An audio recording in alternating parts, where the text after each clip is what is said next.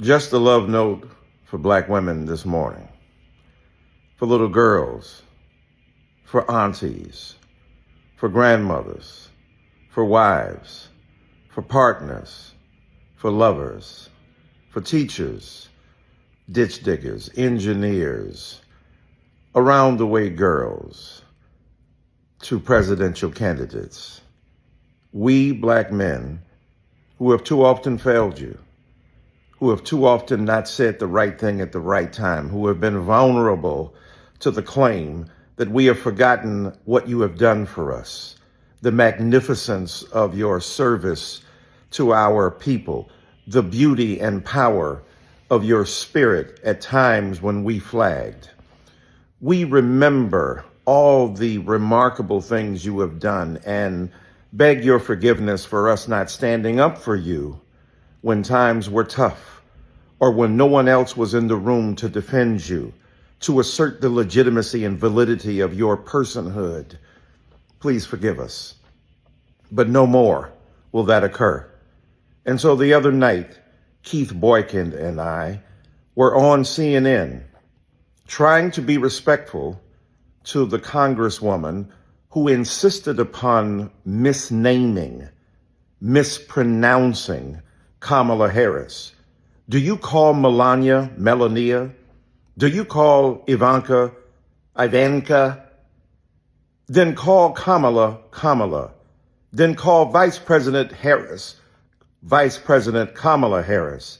And soon, we pray and hope and work that you will call her President Kamala Harris.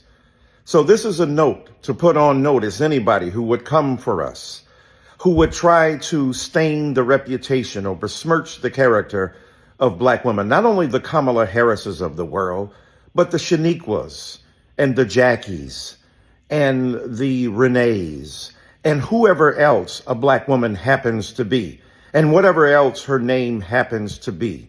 We will stand tall for them.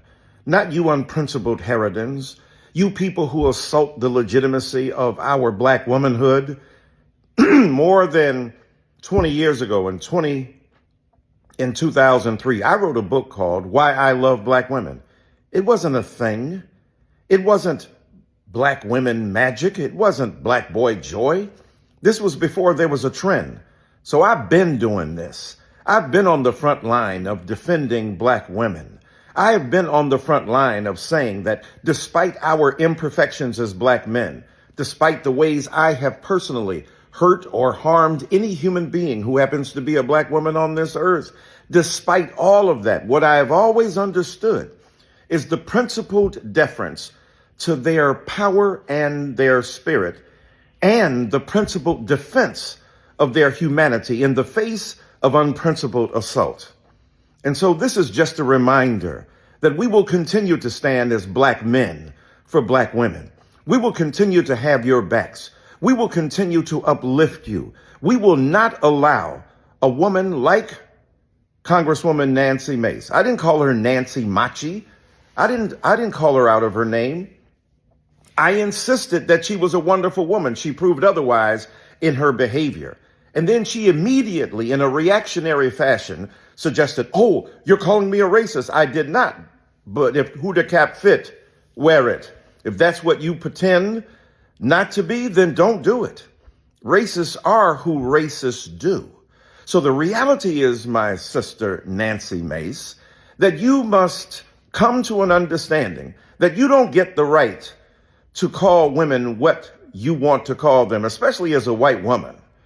Do you not understand the history of white supremacy, where white women were able to call black women anything they wanted to, not to have to know their names? So Becky, Barbie, Karen, please understand that we will no longer silently be complicit in the erosion of the integrity, in the assault upon the beauty of our sisters. We love all the women of the world, but on this day, we unapologetically uplift the virtue, the vitality, the viability, and especially the visibility of black women. Let me show you what I'll do to protect this. Shoot at you people like movie directors. Love you, black women. Just do.